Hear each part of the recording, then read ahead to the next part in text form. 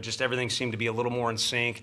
Great attitude from our guys, even though it was definitely not a perfect game. Both teams made mistakes. I haven't looked at it close enough to know, who made one more than the other. But I think, because Stom and Causey threw the ball so well, we were able to take advantage of KT's stuff at the plate as well as the rest of the team. And it's nice to be able to play tomorrow because we kind of had a plan A for the pitching. Obviously, A.J. Russell was a hot topic yesterday, kind of how we wanted to handle Cause. And Kirby had to put in a little extra work, but to this point, it looks like we'll be able to check some of the boxes we wanted to. So whether we're able to win the thing or not, we've accomplished a lot to this point on top of what we did this season. So, All right, let's direct questions to the student athletes. Please raise your hand if you have one. In the back on the right. AJ, you've been so good after Stamos this year. Is there anything particular about him and how he pitches that you feel like you feed off of really well? I think we're two completely different looks. Him being like an over-the-top lefty, me being a low slot righty. But other than that, I just think he goes out and he competes, and so it kind of calms me and makes me go out there and do what he did, basically. So, yeah, it's really calming. Next one for the players. On the right, third row. Kavaris, Tony last week gave you all a challenge to maybe step up in a different way. In these last 2 weekends, you've produced at a really high level, coming up in big moments. How have you been able to produce? How has that challenge maybe ignited a light in you? I think a lot of it is just faith in each other. If somebody doesn't get it done, then you have 100% faith in the guy behind you that he's going to get it done. So just believing in each other, I think, has played the biggest role. Next question for the players. Third row in the center. Kavaris, from facing AJ and Stamos in practice, what makes him so effective? And then how hard do you think it is for an opposing team when they have to face both those guys on the same day? To answer your second question, it's not easy at all, I can tell you that. It's a tough fall facing both of them. But I think a lot of them are just, very competitive. They're not going to give batters just, free 90s, and everything is going to be competitive. So I think that's the biggest part with both of them. And like he said earlier, they both go out there and they just compete and leave it all out there. while we're here, who got the better of who in the fall? I don't remember. 1-1. Okay. 1-1. Let's keep it at that. Let's. Next question for the players. If there are no more questions for the players, then Kavaris, AJ, congratulations on the win today. We'll see you again. Thank you. Thank you. See you guys.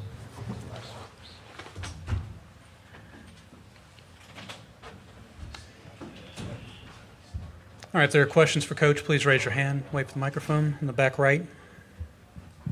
Where did Stamos' outing stack up with his best this season? You know, I think he's been arguably a little more effective at home than on the road by at least a little bit, not a ton. This is a neutral site. It's a big stage. And I never even looked. I don't know at Cal what his postseason experience was, whether it be in the conference tournament or, in a regional play or anything else. So I don't know how much he's had, if any. But he looked like a pro out there. And I think he was, if anything, a really good balance. He gets fired up. I mean, I know he's not waving his fist and all that stuff, but he's a pretty intense guy, and I think that's important to manage in a setting like this. And he seemed to have a good balance of the proper intensity, but also having his breath under him and things like that. So where it stacks up, I'm not sure, but I think it was kind of what the doctor ordered after yesterday. Next question for Coach on the front row on the right. Have you ever in your career had a team that's used two openers on a weekend? And if you have used openers this much, how effective has that been in your experience? No, I mean, I'm just going to piggyback because we just got done visiting with the ESPN folks. To me, we've got, even more so than 2021 was maybe our best depth-wise position player, this is the most unselfish position player group I've ever been a part of. And so I didn't mean to wave a big flag with the run rule stuff. We've been run ruled. We've run ruled other people. It's frustrating when you don't get as many at-bats spread around some of these guys. We just kind of, take one away from Reese and give one to Bargo there. Peebles is standing on deck if KT would have got on base his last at-bat. But they're the same every day with the way they work and their attitude and how they have each other's back.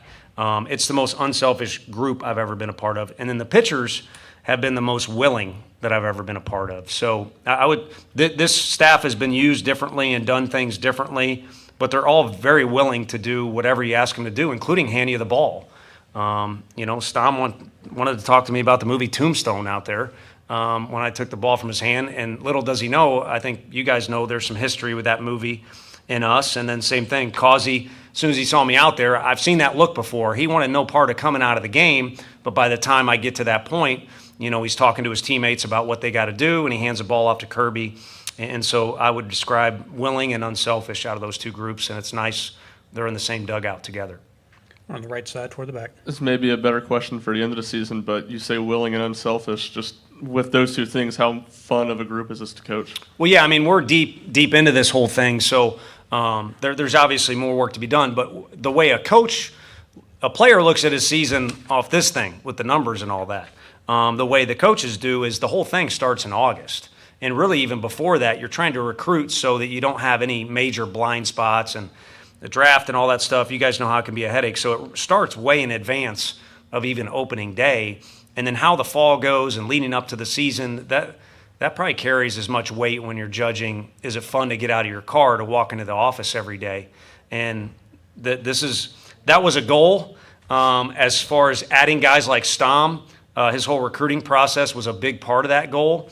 And since we're talking about him, he's a perfect analogy or representation or whatever the heck I'm trying to talk about. Is I'm just glad the guy's here. And we didn't get one guy, and we got him instead. And I don't know who's better. You can't decide that, but I know who's a lot of fun to be around, and so are the other guys. So when you park your car at Lindsey Nelson Stadium and you get out of the car, if you're in a bad mood, it changes pretty quickly. On the right side. Kavaris Sears is maybe more of an underrated player than he should be, but is that something he feeds into, or what's allowed him to impress as of late? Yeah, I think anything that relates to doubt, failure, adversity, that's when he takes his passion and directs it. He's had some blow-ups in the dugout, whether it be, and he's done a good job of not, being a distraction with it, but it could be a home run or a hit. It could be something that good happened or something bad. But he's got a furnace in there. He's got a lot of fire to him. And so when there's some challenges, like he had on our campus, is you come in, you're just kind of a bopper, a guy that's got some power and not that well-rounded of a player or athlete, and you got to sit behind a lot of talented guys. That fire drove him in the long term too, or over many days, not just moments. But yeah, he's got a lot of passion to him. On the left side, front row. Tony, Schloss was just in here talking about all the home runs, and we're on pace for a record number of home runs this week in the tournament. Mm-hmm. The Big 12 leaders in the teens, there would be 11th in the SEC. Why do you think that is, that this league's just the game includes so much power, so many home runs? Yeah, I think you look at the best players can tell the story a little bit. The guy that's in the middle of that lineup, Montgomery, was at Stanford. And, one reason or another, these kids are attracted to this league across the country. So you're kind of piling them all up into, I don't know what the average weight of the lineman is in the SEC, but I bet that's pretty high too. And it probably is also the highest in the country. The Big Ten people are going to throw stuff at me. But and then you look at a guy like Skeens. I'm sure he developed and he worked hard and all that. But you go from what you have to do at the Air Force and what those people do for themselves and for us and for the Air Force Academy, and you switch over to an SEC school where we have all these resources for these kids. We have nutritionists. We make them get to bed. We can track their sleep. We can do everything. The better athlete gets even better. So that would be two quick ways or two examples. And then the guy next to us, like Simo said to the ESPN guys, if he just touches it, it's going to go because he's strong. On the right, fourth row. Tony, you talk about wanting to check some of these boxes and some of the boxes you've already checked. What else are you trying to accomplish outside of winning the whole thing this weekend? It's good, in my opinion, that we get Beam is a very routine-orientated guy, and it's good that instead of him coming in and throwing the 8th inning or 9th inning or something, that he gets his start tomorrow. I don't know what we'll do pitch count-wise. We'll wait to see, when the game starts. And then Combs, we had kind of a set rest plan for him, kind of how he did bullpen stuff. And so he wasn't really available today. So for Kirby to did what he did was huge for us.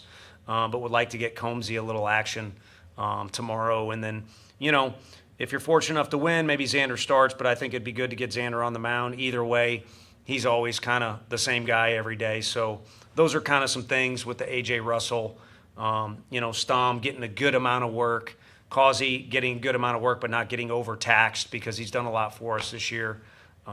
So in a decent spot. You're in a much better spot when you win the game that you're sitting here talking about, but in a decent spot.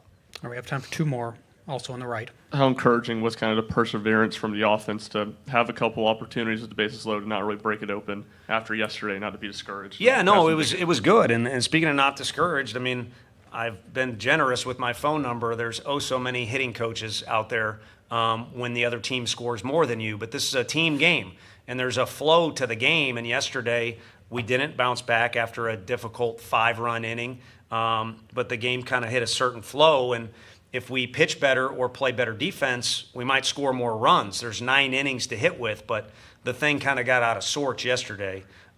So this one, to me, was one that had a little bit better if you accumulate all the at-bats overall, there's no question they were better. So it is good they didn't get discouraged, but they've been very mature. We joked about that word with the Drew Gilbert thing and all that stuff. They've been very mature throughout the years. So you don't have to get too excited about one day, and you don't have to get too frustrated with another day with this group in particular. Last question on the right. Kind of building off of that with the bases loaded, obviously Emmett gets caught stealing third. Is there anything that's concerning outside of this game that you want to clear up, like the base running or take better advantage of a bases loaded situation moving forward? No, I think if anything on the base running deal, we had the first and third with Ensley. They bring in their tough submarine guy, and just a hesitation cost us, which can happen this time of year. Kids think about consequences. Because if you get forward and you start envisioning, what am I going to say at this press conference, and it's, if we lose, we're out of the tournament, you can start thinking about consequences. And I'm not saying it happened there, but you got to just keep playing ball. And normally we don't hesitate on that particular situation. But I think we just kind of had a misplay on the occasion that you talked about. And again, I think I opened with this one or the last interview. We certainly made mistakes today, but they're as strong as they are. We were talking about as good athletes as they are. They're also about 21, 22 years old, and we're going to make mistakes tomorrow too. It's about just making sure you keep playing ball throughout 9 innings, and you want as few as possible. But again, you can overcome them, especially if you got the talent that's in our league. All right, Coach, congratulations on the win today. We'll see you again tomorrow. Thank you. Sounds good. You bet.